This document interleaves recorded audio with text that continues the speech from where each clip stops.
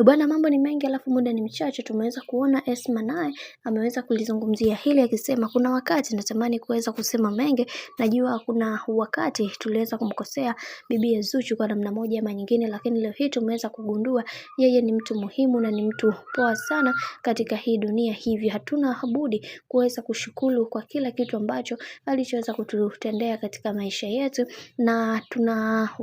tuna mengi ya kuweza kunena, ila haya yanayoendelea sasa hivi Mwenyezi Mungu mwenyewe ndiye ambaye atakayeweza kujua, kwa sababu Zuchu amekuwa moja kati ya mwanamke ambaye alipambana sana kuweza kuhakikisha maisha yetu yanakuwa katika misingi na mikakati iliyo bora, lakini kadri siku zinavyozidi kwenda ndivyo mambo ambavyo yamekuwa yakiharibika. Hivyo kwa hiki kilichoweza kutokea, Mungu atasimama nasi kuweza kuhakikisha maisha yetu yanakuwa katika misingi imara na mikakati iliyo bora, kwa sababu kila mtu haamini kwenye kile ambacho kinachotokea, na wengi wao waliweza kuzungumza vingi na kusema